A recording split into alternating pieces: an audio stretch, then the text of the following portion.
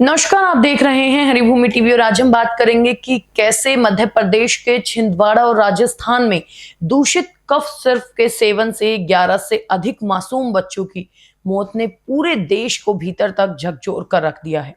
ये गंभीर स्वास्थ्य संकट सामने आने के बाद केंद्र सरकार ने तत्काल स्वास्थ्य एडवाइजरी जारी कर माता पिता को 2 साल से कम उम्र के बच्चों को खांसी और सर्दी की दवाइयां ना देने की सख्त हिदायत दी है।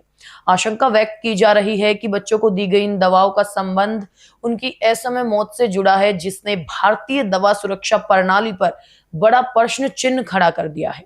यहाँ पर अत्यंत महत्वपूर्ण सवाल उठता है कि आखिरकार सरकारें और संबंधित अधिकारी घटना होने के बाद ही क्यों सतर्क होते हैं। ऐसी जहरीली दवाएं बाजार में आती कैसे हैं और सरकार अपनी नियामक व्यवस्था के बावजूद ऐसी घातक औषधियों को आम लोगों तक पहुंचने कैसे देती है। ये घटना स्वास्थ्य विभाग की निष्क्रियता को दर्शाती है। इस त्रासदी का सबसे मार्मिक चेहरा बैतूल के कलमेश्वरा गांव निवासी कैलाश यादव का है। कैलाश के लगभग 4 वर्षीय पुत्र कबीर की मौत भी इसी सिरप के सेवन के बाद हुई।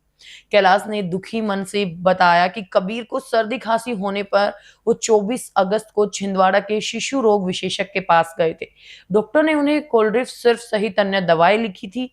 दवा का उपयोग करते ही बच्चे की सेहत और बिगड़ती चली गई और जिसके बाद उसका इलाज 4 अलग अलग अस्पतालों में चला, जिसमें छिंदवाड़ा, नागपुर और भोपाल जैसे शहर सम्मिलित हैं।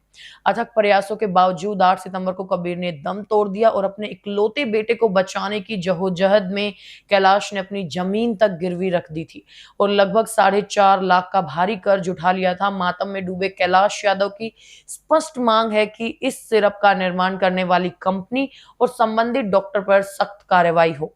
उनका दर्द ये दिखाता है कि कैसे एक लापरवाही ने एक परिवार को जीवन भर के लिए तबाह कर दिया। बच्चों की मृत्यु के पीछे के कारण का पता लगाने के लिए जब तमिलनाडु की सुरक्षा एवं औषधि प्रशासन ने कांचीपुरम की श्रीसन फार्मास्यूटिकल द्वारा निर्मित कोल्ड्रिप कफ सिरप के नमूनों का परीक्षण किया तो उनमें खतरनाक रसायन डाइएथिलीन ग्लाइकोल पाया गया। ये रसायन मानव स्वास्थ्य को लेकर और विशेषकर गुर्दे के लिए बहुत भयानक माना जाता है। इस घातक रासायनिक तत्व की पुष्टि होते ही तमिलनाडु, मध्य प्रदेश और केरल की राज्य सरकारों ने तुरंत प्रभाव से कोल्ड्रिप सिरप पर प्रतिबंध आरोपित कर दिया और अन्य राज्यों ने भी इसकी व्यापक जांच के आदेश प्रसारित किए। ये प्रतिबंध लगाने की तत्परता अच्छी है, लेकिन सवाल ये है कि उत्पादन और वितरण के शुरुआती चरणों में ये जहर कैसे नहीं पकड़ा गया।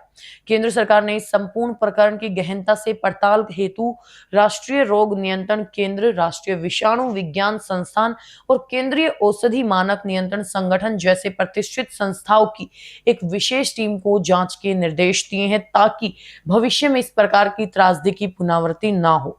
बता दें कि बच्चों की रोग प्रतिरोधक क्षमता कमजोर होने से मौसमी बदलाव का प्रभाव उनकी सेहत पर तुरंत पड़ता है। इसी संवेदनशीलता को देखते हुए सरकार ने अभिभावकों के लिए एक दिशा निर्देश जारी किए हैं, जिनका पालन अत्यंत अनिवार्य है। 2 वर्ष से कम आयु के बच्चों को खांसी और जुकाम की दवाइयां बिना डॉक्टर के परामर्श के स्वयं से बिल्कुल ना दें और 5 वर्ष से कम उम्र के बच्चों को भी ऐसी औषधियां केवल चिकित्सक की सलाह पर ही प्रदान करें। इसके अतिरिक्त घर में रखी हुई पुरानी खांसी या जुकाम की दवा का उपयोग करने से परहेज करें।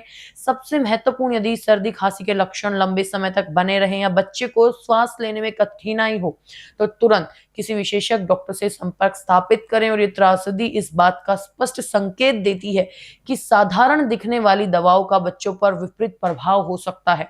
सरकार ने आम जनता से इस चेतावनी को अधिकतम लोगों तक पहुंचाने का आग्रह किया है, ताकि प्रत्येक माता पिता अपने बच्चों के जीवन की सुरक्षा सुनिश्चित कर सकें। अब नियामक संस्थाओं और सरकार की जिम्मेदारी है कि वो केवल एडवाइजरी जारी करके अपनी भूमिका पूरी ना समझें, बल्कि दवा निर्माण और सप्लाई चेन में सख्त निगरानी और नियमित ऑडिट सुनिश्चित करें, ताकि किसी भी कंपनी की आपराधिक लापरवाही को समय रहते रोका जा सके और मासूम बच्चों की जान बचाई जा सके।